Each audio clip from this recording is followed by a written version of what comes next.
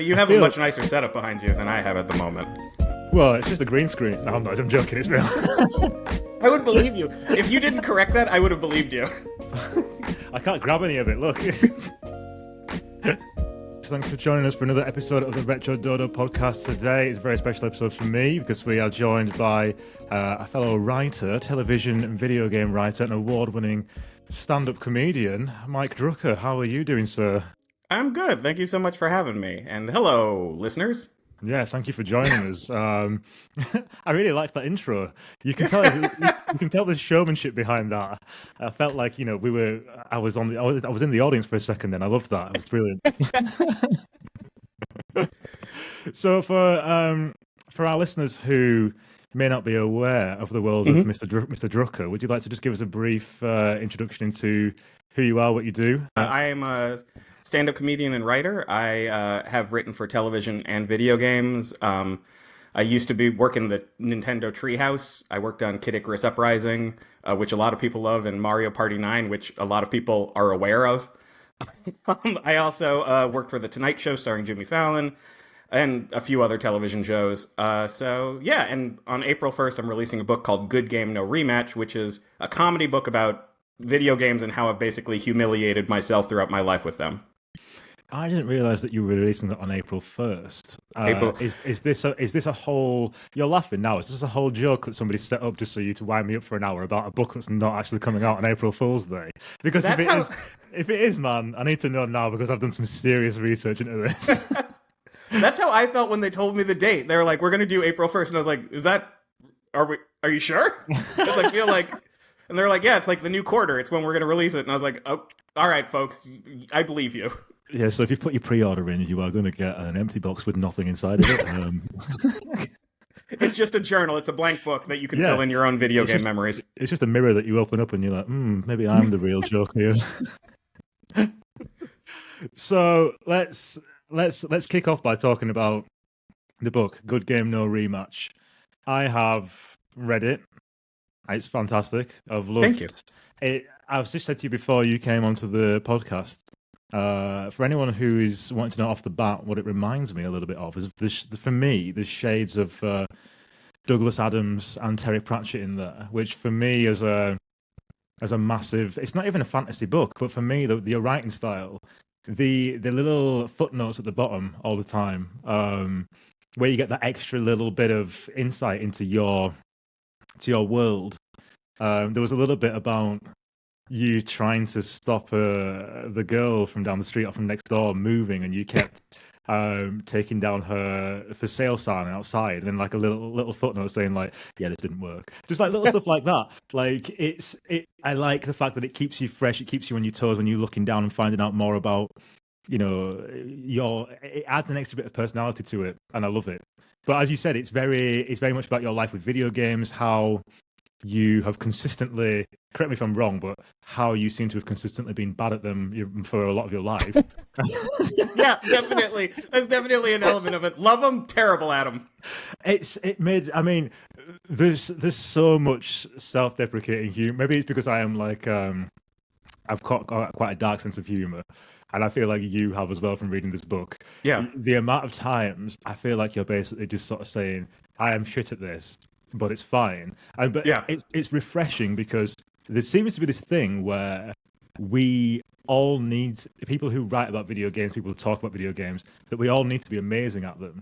Right. It's kind of like an unwritten thing about like, you need to be so good at everything if you're going to talk about it and write about it and portray this kind of sense of expertise.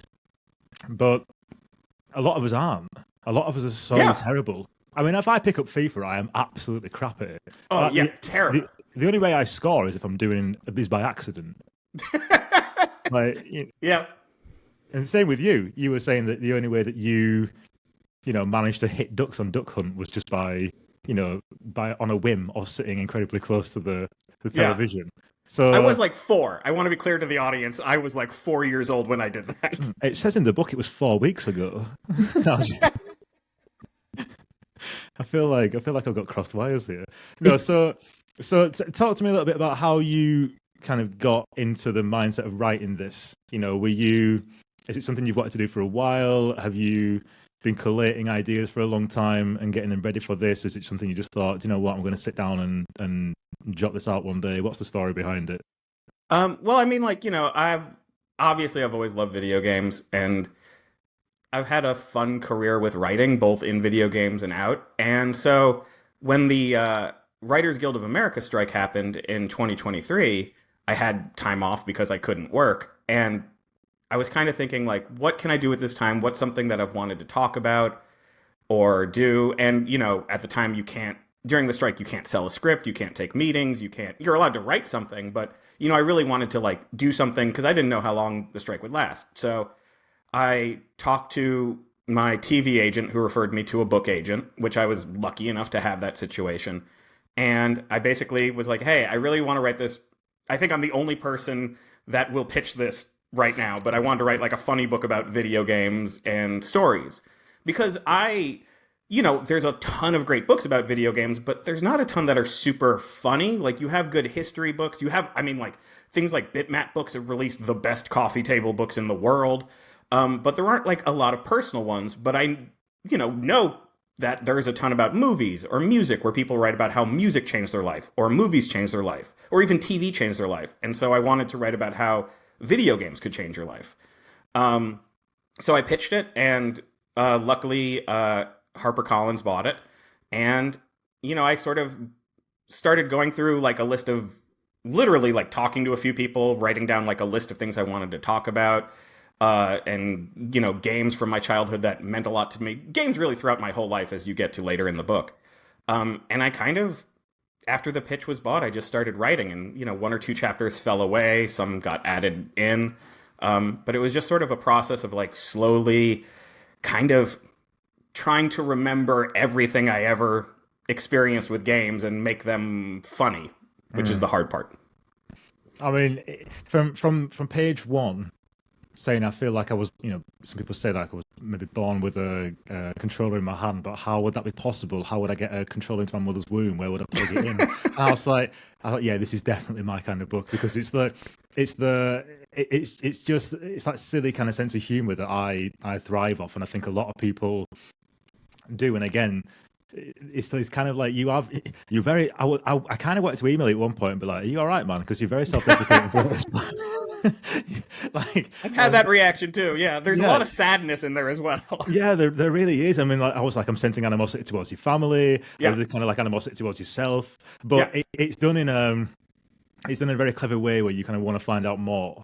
It's funny and it's you want to. It's a page turner. You want to get to the next section to find out why that's happened, or there's for me as a reader, there's the perfect amount of silliness, seriousness, sadness, and happiness. Like, it is a funny book for anyone who's listening, especially when you're talking about Duck Hunt and put that fucking laughing dog. Like, because everybody has that feeling. Everybody hates that dog, just like they hate the Zubats in Rock Tunnel in Pokemon. Exactly.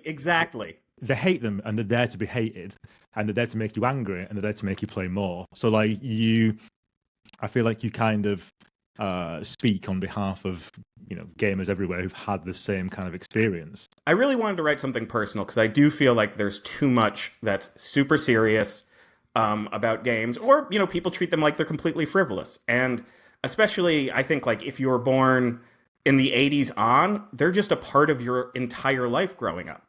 And they're to me, they're as important as movies. They're as important as music.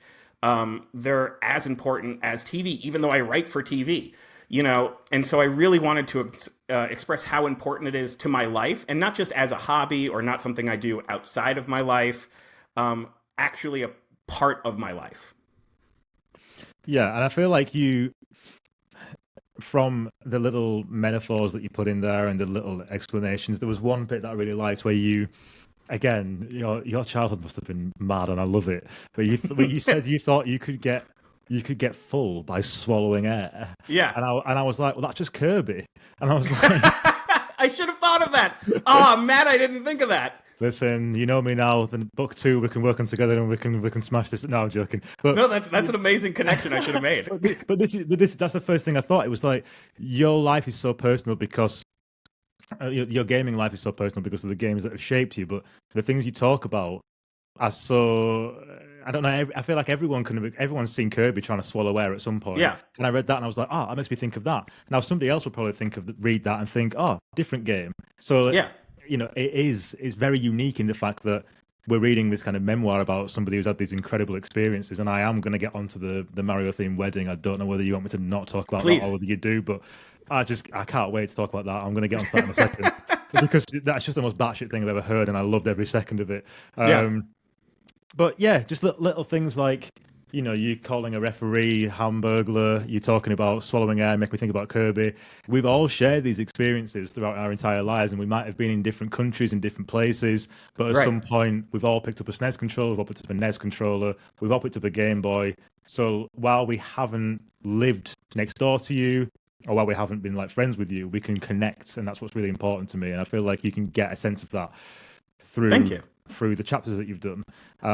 Enough of me trying to sound clever. Let's talk about this Mario wedding because I, for could you do me a favor and Yeah. the listeners some context to this? So, what you should know is this marriage did not last very long. Let me just preface it with that. It was But Princess Peach you got married to, wasn't it? It was you and Princess. I married Princess Peach, and then she realized that there's far better people who have Mario's body, including Mario. You look Like, fantastic in a pair of overalls and a cap. Don't yeah. don't Oh, don't sell yourself definitely short. been more than one Halloween where that's what we went with at the last second. Um, and there's a story in the book where I tried to dress as him to impress a crush in elementary school. Folks, you can guess how that went. So I when I got married, it was actually a very beautiful wedding, and you know, I didn't want it to be full Mario themed, but I was like, I'd like some Nintendo elements just to sort of speak, to me and to my friends. And so we compromised on it where we had two cakes. We had a normal cake, and then we had like a Mario themed cake. And a lot of the table treats were Mario themed. Like we made little chocolate like superstars and little chocolate mushrooms, and like put those on the table. So like there was little side things, and we also set up stations around the reception hall with different like a Super Nintendo and a Nintendo 64 and a GameCube, and that way there were like Mario Kart and Street Fighter. There were all sorts of games and stuff. Honestly, just to make it more fun, but it turned out that was great for the kids at the wedding. I'd never seen children have more fun at a wedding than when they had something to do that wasn't the electric slide. Yeah, they're sliding on the floor and creating as much friction as they possibly can and ripping all the, making it. Exactly. Yeah. Even like, and when we the entry music, I forget what it's called, to the wedding. Clearly, this marriage went great. The entry music to the wedding was not Mario theme, but like when the exit music to the wedding was the underwater theme from Super Mario. So it was like, I would say it's Super Mario themed in a way that tried to be respectful to the fact that it was a wedding that other people were taking seriously. It's kind of like you're reading this chapter and you kind of think this is slowly becoming it's gradually getting more extreme. And then when Yeah. you start talking about your brother giving a speech and going through the movie references, it's like watching. I don't know. I don't want to say a train wreck in real life because I think it would be incredible. But Yeah. I'm imagining from the point of view of all the people that you said were not excited by this concept, and Yeah. just imagining their faces slowly getting worse and worse and worse. Yeah. And yeah, I couldn't wait to get you on and just talk to you about it because it's one of those core moments that again. There's a book by I can't remember the guy's name. I think it's Adam Kay. This is gonna hurt. Where he talks about his Oh, I've life heard of as that. a. If I'm really sorry I forgot the. If he happens to listen to this and I've got his name wrong, I'm very sorry. But the book is incredible. He talks about his life as a junior doctor, Mhm. and all the things that have gone wrong. That's what I love about this. That you're not afraid to talk about the things that have gone wrong. And I guess as a stand-up comedian, Yeah. you can tell that like you aren't afraid of putting yourself into the spotlight of like people reading this and thinking, well, hey, that's funny, I'm laughing at somebody else's expense, but also finding a way to join in with that themselves because they can relate to it. Do you know what I mean? Totally. And yeah, and that definitely came from being a stand-up, and so did the conversational tone. I knew I knew my own voice just from performing, and so I really wanted it to almost sound like a stand-up set in certain areas. And then certain areas where I get a little more serious, I didn't. Um, but I don't know. I just really I didn't want to do the thing where it's like I was bullied for liking games. I mean, there were people who were mean to me about it, but I also know I did dumb stuff or dumb stuff happened to me. Like I didn't want it to just be the average nerd narrative, of like I liked computers, I was a good boy, people were mean to me, but I came out on top. I wanted to be like I liked video games, and sometimes I was a jerk about it, and Mm. sometimes other people were confused by it, and they were right for being confused. Again, because it's like it's that way where it's not that I wanted to take video games off a pedestal. It's more like I wanted to show how much of my thought process, even as a person, are influenced by video games, and sometimes I forgot and do still forget that other people don't think that way. Like, they don't immediately like, think of Tetris when they're like putting things into their fridge. Whereas to us, that's like the most natural thing to think of in the world. Yeah. I got an apple out of the fruit bowl today, and I asked my friend, I was like, do you think about Barbosa from Pirates of the Caribbean asking Keira Knightley if she wants an apple every time he bites into an apple? Right. And he looked at me and he went, no. I was like, I do. I do all the time, yeah. When I'm packing the car, I think about Tetris. And then Right. I looked and he'd walked out the room and I was like, hey, man, where have you gone? Hello? Hello? Let's talk about your CV for starters is incredible. Thank you. You've been you've been a TV writer, you've been a games writer, a stand-up comedian. Has retro gaming played any part in your stand-up set? Has it played any part in the things you've written for Saturday Night Live or the Jimmy Fallon show? Have you taken inspiration from any of your gaming mishaps or anything? Has that kind of world crossed over at all, or is the first time it's kind of crossed over is when you've been writing this book and or working with Nintendo, which we will come on to? Um, no, it's definitely influenced it. Especially at when I was at the Tonight Show. Jimmy is actually a big fan of video games, Mm. and weirdly, that show, or not weirdly, but that show's super friendly with Nintendo. And so when Nintendo would come on to demonstrate something, I would often become the go-between because, and we'll get to it, but because I worked for Nintendo, I was like, I understand what you're telling me that you need. Hmm. And working for him, I understand what he's asking.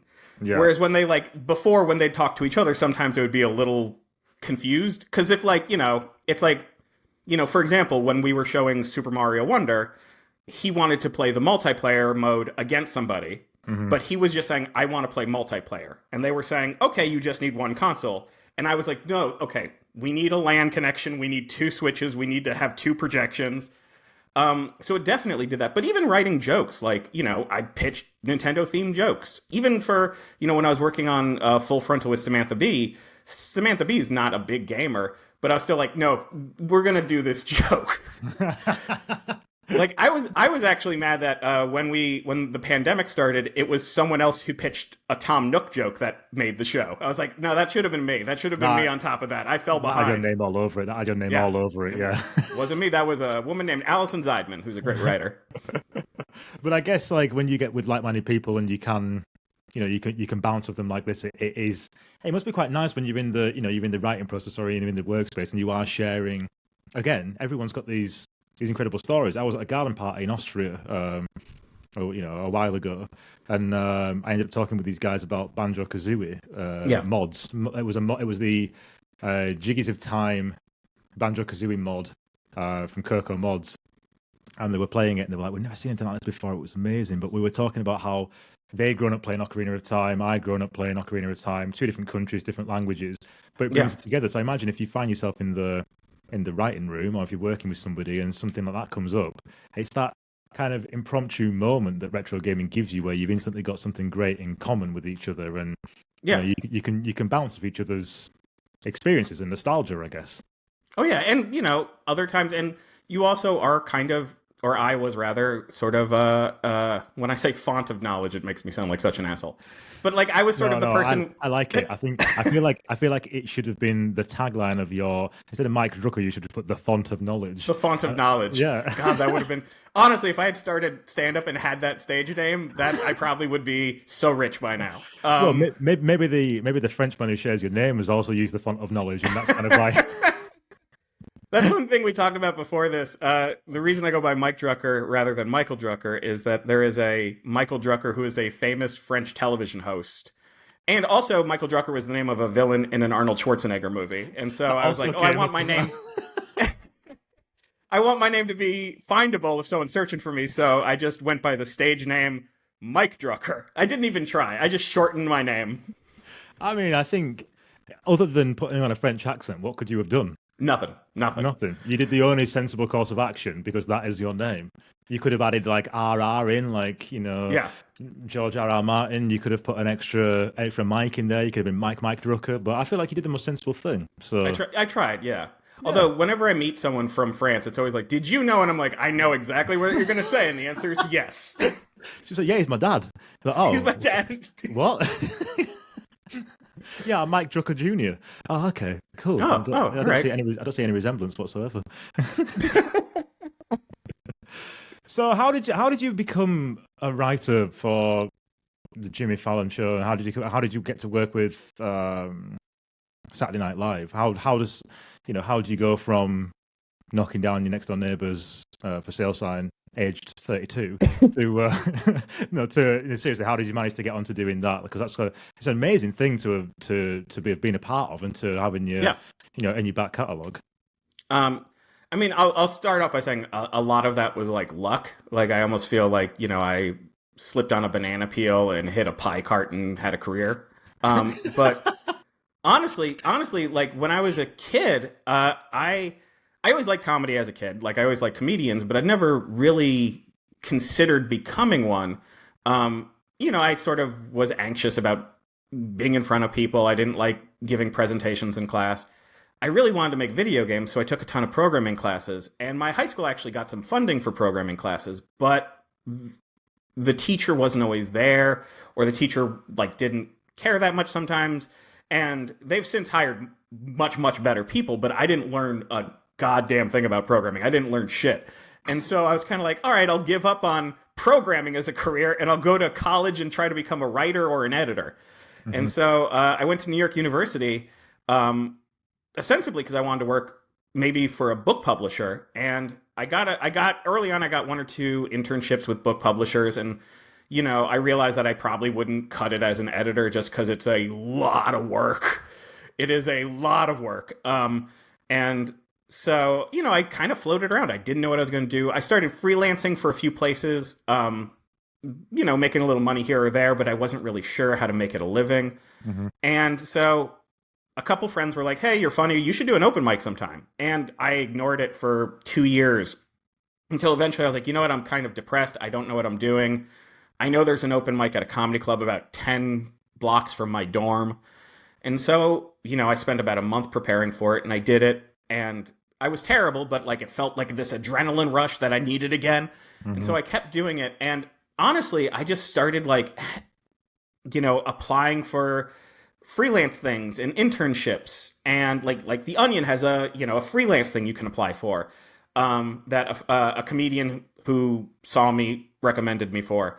And because I was in New York, I was able to get an internship at the NBC casting department in New York, who were basically like, you know what, if you do a semester here, we'll recommend you for Saturday Night Live, which is the big internship. Mm. And so I did that, and again, I was lucky that I went to college in New York because I didn't have to stop for a semester. I didn't have to pay for, an apartment.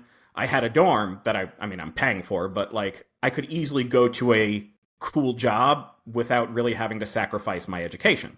Yeah. And so I did the casting department and then I was an intern at Saturday Night Live for 2 years and just loved it. And during that 2 year period, I started to be allowed to freelance Weekend Update jokes. I got to pitch Weekend Update jokes. And I think when I was an intern, I got maybe one or two on the air. And then I finished my internship. I actually got my master's degree in English literature because I really did not know what I was doing. And I got a job at, weirdly, a TV company in America was starting a video game company. And I got a Mhm. job as a copy writer for it. And that shut down in the 2008 economic collapse. And so I was out of a job, but luckily I got hired by Saturday Night Live as sort of an assistant slash researcher. So I went back there. I was able to freelance jokes again. And I started getting jokes on the air, and that helped me sort of start freelancing for other places. I started writing for like McSweeney's and the New Yorker. Hmm. It kind of gave me the confidence to start like reaching out to people and being like, I think I can write. I think I Yeah. can be a writer. If I can get a joke on this television show, I can probably be a writer. And eventually, through that, I got the opportunity to work at Nintendo because they were looking for a comedy writer. This was, I think it might have even been because of Kid Icarus, although that's never been said to me. But, you know, a lot of people who write video games come from more of a purple fantasy background. You know, they Hmm. want to write their epic story, which is amazing. But I don't want to write an epic story. I want to write jokes. Like my favorite part of writing is getting into the mechanics of the words and figuring out the best order for everything and the way to make the punchline hit the best and where to italicize a word. And I think they wanted that sort of jokiness. Hmm. So I left Saturday Night Live because I kind of knew that like I you know, I was freelancing jokes and I was getting jokes on the air, but I was not a staff writer, so I was kind of hitting a wall. And, you know, I was a little frustrated just being an assistant researcher, so I went to Nintendo, which is a crazy thing to say. I left Saturday Night Live to go to Nintendo, which is all you need to put on my tombstone. Well, it is mad considering that the first line of your Nintendo employee chapter is, "I didn't take my job interview with Nintendo seriously." I didn't. Now, I didn't think they were going to hire me. I literally applied on a friend who was already there was like, you need to apply for this. I'll put in a good word. Like, I'm going to recommend you for this. And I was like, okay, but Nintendo's never going to hire me. Who the fuck am I? And so I did the application seriously because it wasn't like I was going to prank them. But I was like, you know what? I'll send in the application to tell my friend I did. And when I got an interview, I was like, well, they're still not going to fucking hire me. name Bowser, Yeah. career Cooper. Yeah, this is gonna go down great. Is this? Yeah. Yeah, but so during the interview, I kind of like was somewhat casual about it because I really assumed that I wasn't going to get the job, and I wasn't rude in any way. I was completely polite. I was thrilled to be talking to Nate Bildorf from fucking Nintendo of America. Mm. Like I was like, you did the English writing in Paper Mario, man. But at the same time, I think because I was kind of chill about it, they were like, okay, he seems like a normal human being. Yeah. Because I didn't freak out. Because really, in the conversations, I was like, oh, that's so cool. This job sounds so cool, man. I think I say this in the book. At the end of the call, I was like, I hope you find the right person for this job. Like if you almost imagine if you went on a date where immediately at the start of the date you realized you were not going to keep dating this person, but you're like, but they're perfectly pleasant, they're perfectly fun to talk to. We just know that this won't go further than this. You Yeah, know? it's not you, it's me, Nintendo, and I really hope that Exactly. one day we can be great friends, and I'll still play all your games, and we would have to give each other our consoles back. But I wish you all the best. Exactly though. But again, like what I think what I found out later was like a lot of people in these interviews, you know, are as you and I both know, being a video game fan, you can get a little intense about things. Mm. And if you've spent your entire lifetime loving something, meeting someone who's involved on it on a big basis can be intimidating, or you could either shut down or you could just go like nuts.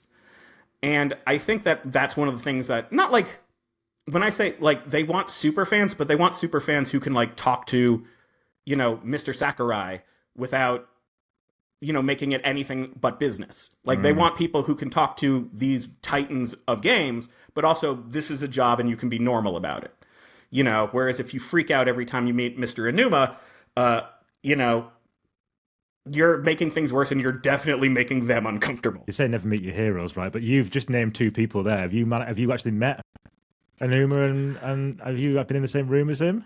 Uh, I believe Enuma, yes. Sakurai, I worked on Kid Icarus with, but I think I only met him via emails and teleconferencing. Even back then, we were doing like Zoom calls with Japan. Mhm. Although it wasn't Zoom, it was whatever it was. Yeah, yeah, yeah. So, but I think I only met him via satellite. God, what is it? 1970. Yeah, are we in GoldenEye now as well? What's going on? I believe I met Onuma in the room. I never I only You were worked on you were Zelda that projects shocked. on I the can't side, remember. but You were like, wow, it's gone. Yeah, you were that mind starstruck. It's just come completely out of your head. well, also, the thing is, in that thing, Nintendo is a company that does focus on professionalism. So in a lot of those Mm, scenarios, you're like very like, hello, I'm not going to bother you. yeah, Um, you know, uh, it's not like they're mean or anything, but it's more like you sort of know that these are geniuses in their 60s and 70s who don't necessarily want you to interrupt their workday. yeah. They're in the process. There is a lot. I imagine there's quite a lot of like of etiquette in the Nintendo gaming world as well. Yeah, So you everyone's there to make a great thing, but yeah. they kind of have become famous for the work they love rather than wanting to be famous, I imagine. So there must be like a line that you don't want to cross. You know that they're great. They probably don't like people coming up to them all the time and being like, "Oh, can I have a selfie with you?" Because Right. they'll be quite. I Well, think a lot of especially like employees, because again, it's like, we're here to do work. But again, like I was like, I was in the room with Awada. I got to hear Awada give a speech to the wow. company. Like, and that's like to me, two of the coolest things I've seen is Awada giving a speech in the room when I was in the room, and once at Jimmy Fallon, Paul McCartney was just rehearsing, and so I just went into the studio when he was rehearsing because I thought seeing a musician rehearse almost feels more real than seeing them perform. Hmm. Just seeing Paul McCartney just like fiddle on a guitar like that, and watching Awada talk are like two of those. Oh, I've lived a life moments. Yeah, that's incredible. Yeah. Are those references going to make an appearance for anyone who might want to read the book or not? Is that giving too much away? Are they in there or? No, I don't think I don't think those are in there. There's definitely one or two things after the book was done where I was like, I could have talked about that. Yeah, I mean we've already discovered this. We've discovered. I mean, listen. If you want me to do the forward and compare you to Kirby in book two, man, that's absolutely fine. We can talk about that after the podcast. I'm I'm Listen, I'm if I'm totally down for that. if everyone listening right now buys a book, there could be a book two. So if you're listening to this and buy this, it is better. It is better than whatever emulating handheld you think you're going to buy, even though you already have 7 of them. Listen, that's our bread and butter, man. You know that you can't you can't Oh, I you've got. know. I've already taken about the fact that there's our coffee table book behind there that you didn't mention. I've already clocked that, but I thought I'll leave that. But now Do you want me to get my copy? Do you want me to get oh, here my we copy go. from my living room? Now he's called my bluff. This is fun. Do I say yes or do I? No, do you know what? I believe you. I believe you, and that's fantastic. Um, I obviously because the book is about your retro gaming history. You are a big fan of retro gaming. We Yeah, know that. absolutely. What if I say the word retro gaming to you? What games come to mind? What are the games that you still play today? What are the ones that have been most influential to you? I think of Super Mario Brothers and Street Fighter 2 because those are like my go-tos when I have like 1 minute. Like if it's like, okay, uh, my Uber's coming in 5 minutes and I'm bored. All right, I'm gonna load up Street Fighter 2 and do a match or two, and then that's it. We're good. Yeah. For some reason, throughout my life, like I've probably put like more hours straight through in a Persona game, but something like Street Fighter 2, I've probably put thousands of hours in just out of like 30-second increments. Yeah. Um, but really, like I don't know. For me, I love doing this thing with retro games where not only do I play games that I love like finding old retro games that I haven't played Hmm. and getting to play those because it almost sometimes feels like playing a new independent game. Like I recently got into Max Payne on the Game Boy Advance. Oh, And nice. that's like, that's a retro game, but when you play it, you're like, this could be an indie game that released today and we'd all love Yeah. it. Yeah. So I really enjoy that. Like I love that like, there's a giant library of games I haven't discovered yet. And I also love I don't know, I love to go back to things. Like my favorite version of SimCity is SimCity 2000. And you know what? It is terrible on the Super Nintendo and the Game Boy Advance, but that's what I'll play it on because there's almost something charming in that. Yeah. I was saying that me and Brandon, we recorded one of our collectible club podcasts before this, and there's a game that I bought from my local retro gaming store. It's Navy SEALs for the Game Boy, Whoa. and this is for anyone who can't see it. It's based on the Navy SEALs, the movie, and it's not a good game. It's a terrible game. But I went to a place called Blackpool with my family as a child, and I forgot to take any of the games with me. It was the only one that was in the Game Boy. It was the same week that Princess Diana died, and Oh it man. was raining outside like you wouldn't believe. So there was nothing to do whatsoever, apart from stay inside and watch quizzes with my mum and dad and play Yeah. Navy SEALs. So for me, this game, I paid £6 for it. It's not a great game, but for me, it's got like a strange memory behind it that Yeah. that I've loved playing through it again. And it's tedious, it's hard, but it means something to me that it probably won't mean to anybody else. And it's really nice how you can walk into your local gaming shop, kind of like you would when you were buying vinyls, I guess, in Yeah. 80s, 90s, and you would say, "Oh, what's good?" And they'd be like, "Oh, don't buy that, but buy this. This is nice." Or if you like Navy SEALs, you might like, staring at paint drying or that kind of thing. So there's I like that kind of, we don't know every single game that there is. We haven't played every single game. We know the best ones, but there are so many that rare ones out there, or ones that we've, still to find. Like you said, that it is quite exciting. You could just walk in and just find a little hidden gem that maybe didn't sell as well as it should have done. I should mention that I collect bad games. Navy SEALs, get that in your collection. I no, I will. But like, what's great is walking into a retro game store because there's two of them. I mean, there's a ton in New York, but there's two of them I hit a bunch. One Mhm. is called Games New York, and the other I have no idea. I just know where it is.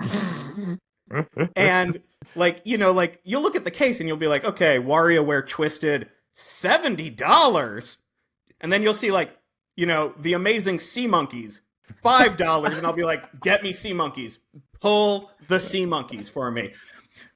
Are you sure you really want this? Yep. Give me the Sea Monkeys. But I think, yeah, it's sometimes the cheaper ones are good. Sometimes the Yeah. ones that people aren't looking at are the ones that we should be looking at. Pokemon Fire Red, $300 boxed. I imagine Sea Monkeys boxed is probably, we'll pay you to take it away. Was it, It's so great. I mean, yeah. okay. Here's almost like a parallel example. I don't know if you guys ever got this show, but did you ever get the show Captain N, the Game Master over there? I don't know whether we did. I'm not familiar with it, but we may have So done. what it was, and you can find it on YouTube, and it is, when I say it is worth watching, I mean it's fascinating. Basically, they created this cartoon where this guy gets sucked into his Nintendo, and then he lives in Video World, where it's got Pit from Kid Icarus, but they just call him Kid Icarus, and it's got like Mother Brain's a villain, but Mother Brain is like this like sassy brain woman played by the person who played the plant in Little Shop of Horrors, and like Okay. her underlings are Eggplant Wizard and King Hippo from Punch Out. It's such a weird show. Like Mega Man's in it, but he's green and says Mega a bunch in this weird voice. Is this It a makes fever dream no you might want, sense. or is this real? It's real. It's real. You can look it up. You can look it up. And I loved it so much that I bought animation art from it. And the animation art cost, I would say, $200 less than it did to frame the animation art. Right. Okay. Okay. Yes, I'm getting an idea about what it's like. Yeah. Yeah. Yeah. Nobody. Here's the thing is, if you loved a show that nobody else loved, you can get original animation art very cheap. Oh, I imagine. Yeah. Yeah. Absolutely. And is it like a case of, do you seek that out? Do you find that when you go to like thrift stores and swap meets and stuff, or are they, Yeah. are they readily available? Are you tracking down the original creator to make it for you? Are you, badgering them A on the lot of it's like door? Or... searching on eBay, but like I've had friends find, because friends know I love it. Like I've had friends find it at like conventions, because a lot of people at like fan conventions will sell like just like pages and pages of animation art. Mhm. So yeah, I think basically conventions and eBay is where I've found the most of it. I mean, I'm not trying to collect all of the animation frames, Mhm. but I definitely have more than a couple. We went to the Netherlands to see a guy called Donny, he has the biggest, rarest Nintendo collection in Europe. And Jeez. he had some original artwork drawn by the creator of Doshin the Giant. They'd done it for him. He went to see him at an event, and he took a pad and he said, "Can you draw some artwork for me? Because it would be amazing." So he did Doshin as happy yellow, then he did angry Doshin, and he did like a scene of like the world. And all there is in this sketchbook is these three images by the creator of the game. And it's phenomenal. That's so amazing. It's such an amazing thing for him to have. Yeah. While we're talking, while you've mentioned Kid Icarus, let's plow more into your involvement with Kid Icarus Sure. and how your role within the game, and any stories you might have of playing it or related to it. Sure. I mean, what's awesome about that? What was awesome about Kid Icarus was it was being developed as we were like helping to localize it. Hmm. So it wasn't like this finished product where we played through it and then we, worked on a script. It was sort of like cool to see it evolving as we were going. And, what Mr. Sakurai really wanted with it was it to be funny. Hmm. And he's even said this in interviews, he needed to give not just the English language team, but, the Spanish team, the French team, leeway to make the jokes in their languages make sense. Hmm. And, the thing is, like, I know a lot of fans have different feelings on localization. And, you know, there are good and there are bad localizations, of course. But one of the things that's important in it is that you want to get the spirit of what emotion they're trying to evoke. I mean, even between, Brits and Americans, sometimes I don't know what a rough and tumble British accent sounds like. And so if someone wrote that out phonetically, but seriously though, like I've had British friends who've been like, yeah, and you can tell that I'm, from a bad area, and I'm like, I don't know, you all sound fancy to me. You think I sound fancy? Look Yes, me in the eye and tell me you think I sound fancy. Because yes, yes. this is the least desirable accent in the United Kingdom, I would say. You Yorkshire could. Nope, farmer, back country. Don't close the gates so the sheep don't run out. Like, nope. Come on over here. Put on a suit, and people will be like, oh, you must be royalty. yes, I am actually related to Kelsey Grammer, and I am in the new season of Frasier. Yes. but no, seriously. But like again, like so part of it with localization is like making phrases make sense. And since there's so many jokes, a lot of comedy is when I say culturally specific, I don't mean like different cultures find different things funny completely, but like the way you phrase things is different. The way you Mm. tell a joke is different. Idioms are different. One example that I've tried to use in the past is the phrase in English, a bird in the hand is worth two in the bush, is probably insane if you just directly translate it word for word into another language. Like it probably sounds bonkers. And the same goes for idioms in other language back. And what Mr. Sakurai really wanted was I want every person to be experiencing the same feeling in these moments. Yeah. The same like reaction and the same laugh. So, he gave a lot of leeway. And, the other thing too is like the other thing I think some people forget is a lot of people who don't come from English speaking countries take it in high school or learn it from movies.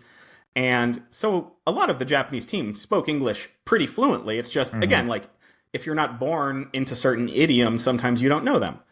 Um, so it was a super collaborative process, but mostly it was really just like trying to get the same laughs in the same moments using sometimes entirely new jokes and sometimes reconstructing what Mr. Sakurai wrote.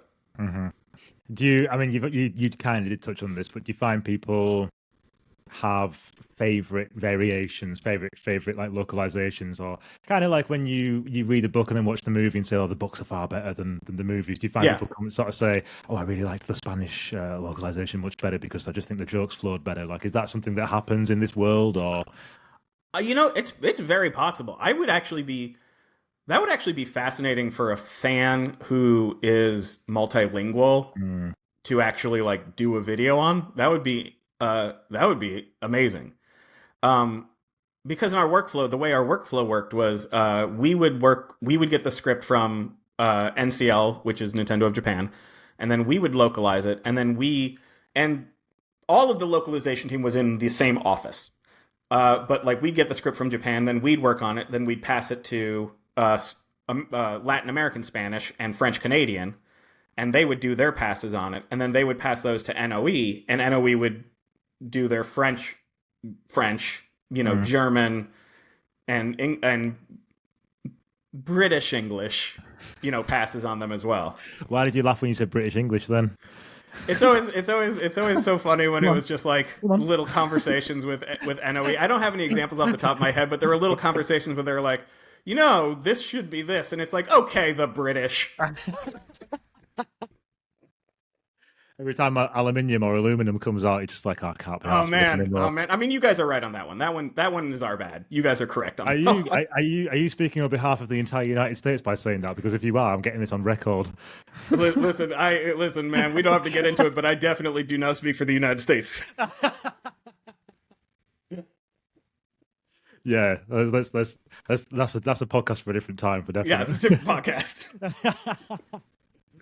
Well, listen, man, I think we'll round it off there. If you want to give us a little bit more of information about when people can find Good Game No Rematch and when that's coming out, where they can get it from, and any kind of future plans you might have with it, or if you're going to be doing like a little book tour around your area, perhaps, or Yeah, yeah. definitely. I am. It's called Good Game No Rematch. It's available April 1st. It's available physical, like a hardcover, digital, and audio. I actually read the audiobook myself, so that was Ooh, fun. is that going So to be an if you Audible then as well? Yeah, if you like this voice and you have a long commute to work, it's available on audio. So yeah, and it'll be anywhere that you can buy books. You can get it on Amazon, you can get it on Bookshop, any place.